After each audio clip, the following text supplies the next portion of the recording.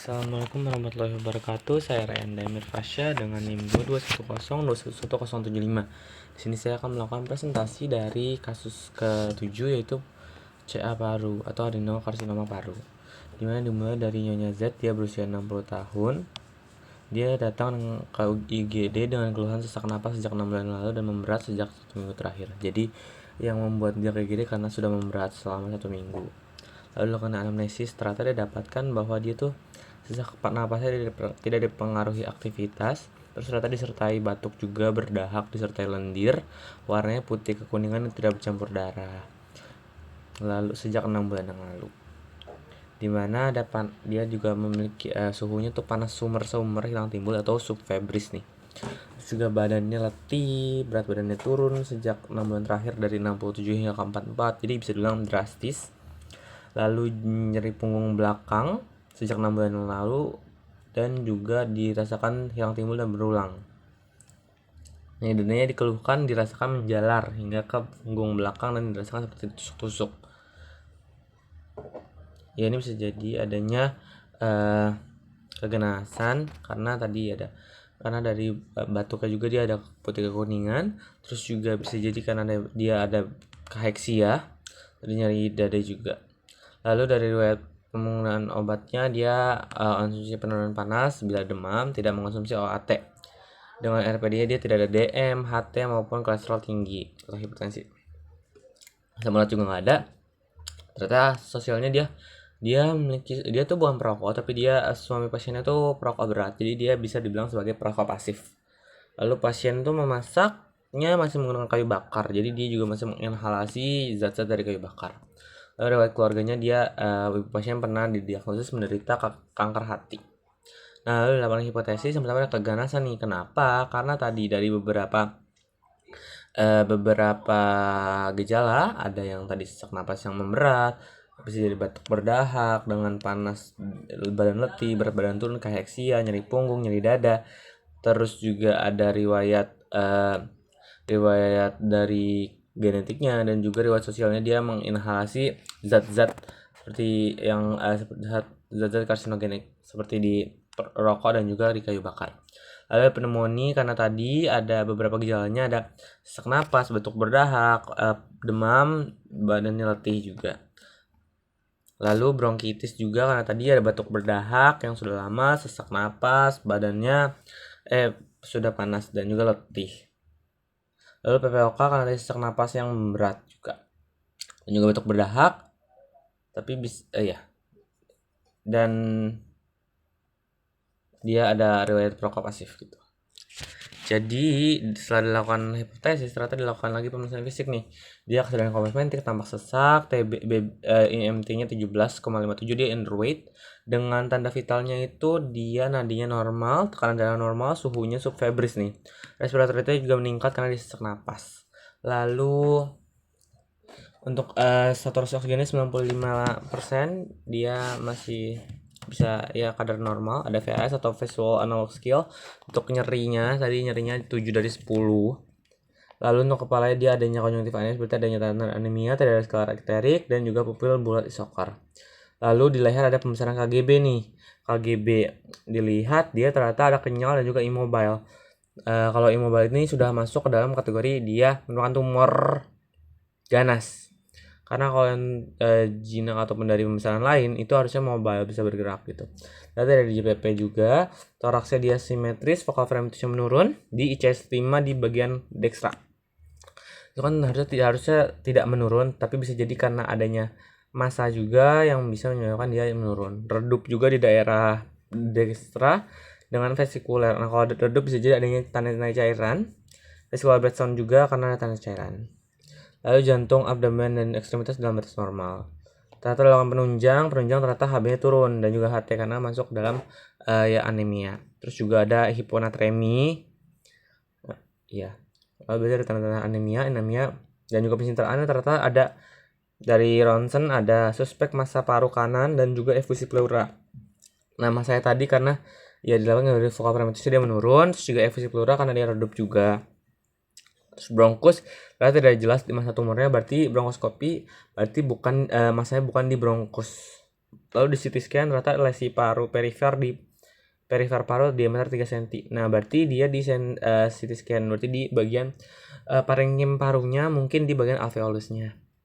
Nah, histopatologi di adenokarsinoma. Nah, adenokarsinoma itu merupakan karsinoma yang ada di kelenjar. Nah, kelenjar kalau di paru itu bisa di kelenjar di bronkus untuk sel-sel goblet ataupun di alveolus di sel alveolar tipe 2 di mana dia akan mengeluarkan surfaktan kan, kelenjarnya surfaktan. Jadi dari situ akhirnya terjadilah diagnosisnya adenokarsinoma paru dengan efisi pleura, hiponatremia dan juga anemia. Lalu termasuk ke dalam patofisiologinya, Nyonya Z itu memiliki beberapa faktor risiko. Yang pertama dari usia, di mana dia sudah lanjut usia yang menyebabkan degenerasi dari sel-sel juga. Salah satunya bisa menyebabkan respon antioksidan yang menurun. Jadi jika terkena paparan karsinogen, karena tadi ada banyak karsinogen, akhirnya bisa menyebabkan akumulasi dari ROS atau reaktif oksigen spesies. Lalu dari suami yang perokok, jadi dia sebagai perokok pasif nih, dia akan menghirup asap rokok, di mana perokok itu kan ada nikotin dan juga tar dan toksin-toksin lain, itu akan menghasilkan ROS juga tadi yang bisa menyebabkan stres oksidatif di sel-sel. Salah satunya di bagian sel epitel di pernapasan, yang mana tadinya itu dia bisa rusak, dimana ada sel goblet dan juga silianya bisa rusak dan lama-lama bisa berdisplasia menjadi tadinya kan sel epitel silinder bertingkat bersilia bersel goblet, dia akan berubah menjadi sel epitel squamosa. Lalu untuk kayu bakar, karena dia menggunakan kayu bakar, jadi ada inhalasi juga dari zat-zat karsinogenik, itu berupa PAH atau polycyclic aromatic hydrocarbon. Nah, salah satu ini zat karsinogenik ya yang bisa menyebabkan mutasi dari DNA. Lalu genetiknya juga yang menyebabkan ada ibunya kanker nih. Jadi dia lebih mungkin terkena kanker karena sudah ada gen-gen yang diturunkan gitu.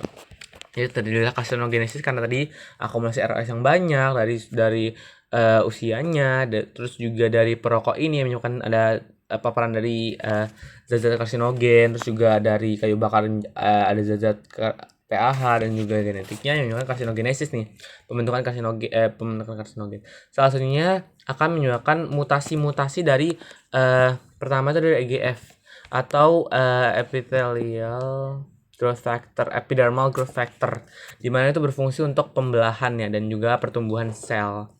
Nah, ini karena tadi EGFR atau epidermal growth factor reseptor yang berdekatan dengan EGF menyebabkan aktivasi dari enzim tirokinase. Ini untuk pengendalian pertumbuhan sel normalnya. Tapi karena terjadi mutasi nih, jadi EGFR akan banyak.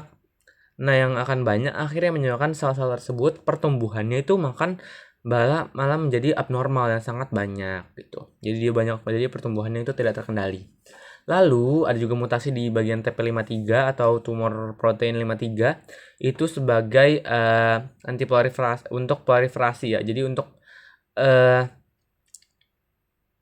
jadi agar dia bisa dikontrol gitu. Jadi jika adanya yang tidak lulus selnya tidak lulus, jadi ada pertumbuhan abnormal atau ada kerusakan, dia harus diapoptosis. Tapi karena adanya mutasi ini yang menyebabkan dia TP53-nya nggak bisa nih. Jadi salah satunya itu menyebabkan mutasinya, yaitu ada pro-apoptotiknya menurun, BAX dan juga BAK, dan juga pro-apoptotiknya meningkat, ada BCL2 atau BCLX.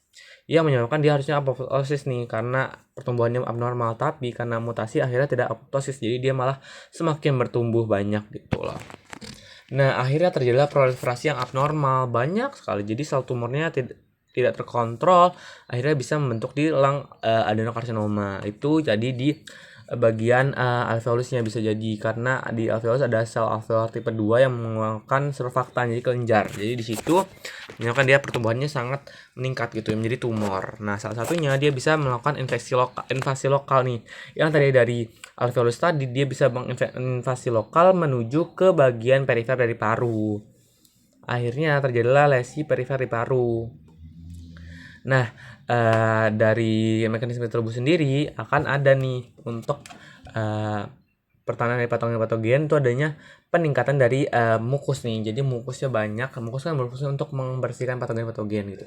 Jadi akan peningkatan mukus salah satunya yang menyebabkan penumpukan dari mukus. Sedangkan tadi silianya itu bisa ada displasia ya. Jadi menyebabkan dia mukusnya banyak nih, hipersekresi mukus. Akhirnya bisa terjadi obstruksi atau adanya penutupan dari saluran pernapasan, di mana dia menyebabkan susah untuk difusi, akhirnya dia sesak napas nih. Jadi untuk harus kompensasinya dia melakukan sesak napas agar oksigennya meningkat gitu loh. Jadi dapatkan bahwa sesak napas itu menjadi saturasi oksigen 95% dengan respiratory rate dia meningkat. Respon tubuh juga karena banyaknya mukus, jadi harus dikeluarkan nih. Salah satu keluarannya itu bisa mengeluarkan impuls ke medula oblongata sebagai pusat refleks batuk. Jadi akan terjadi batuk-batuk untuk mengeluarkan mukus tadi. Jadi batuknya berdahak. Lalu akan terjadi metastasis juga. Jadi dia bisa metastasis ke penyebarannya jauh gitu. Salah satunya bisa ke adanya pembesaran KGB di supraclavicular dextra.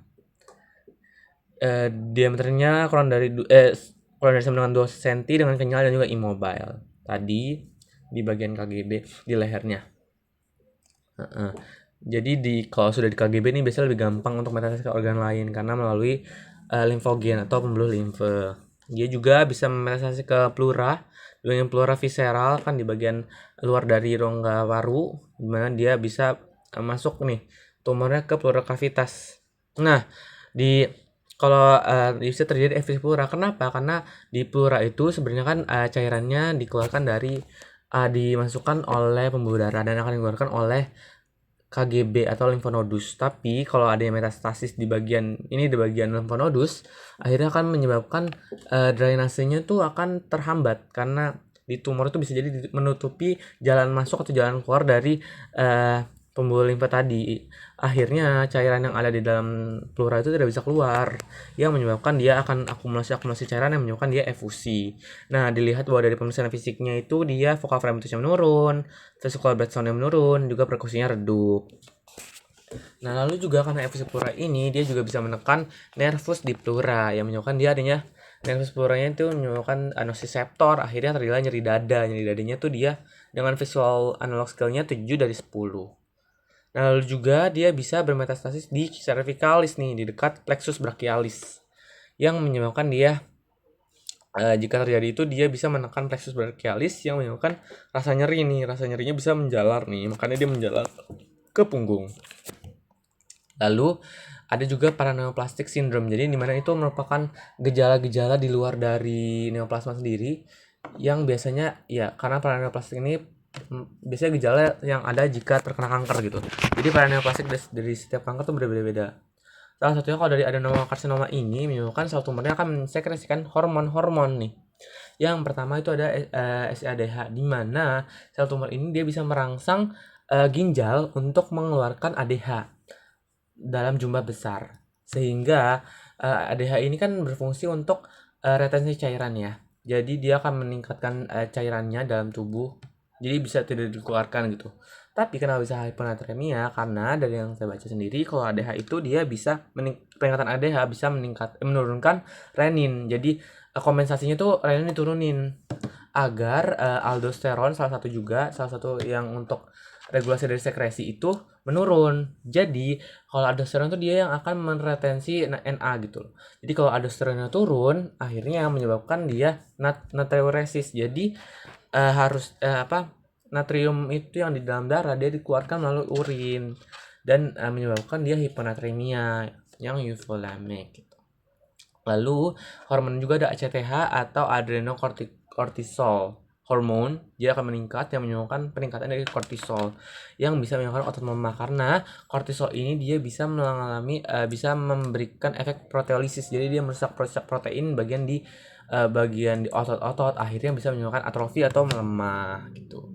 Lalu karena destruksi dari sel-sel normal tadi, karena adanya tumor, dia harus didestruksi nih, yang menyebabkan adanya inflamasi kronik. Inflamasi kroniknya sebagai pertahanan tubuh.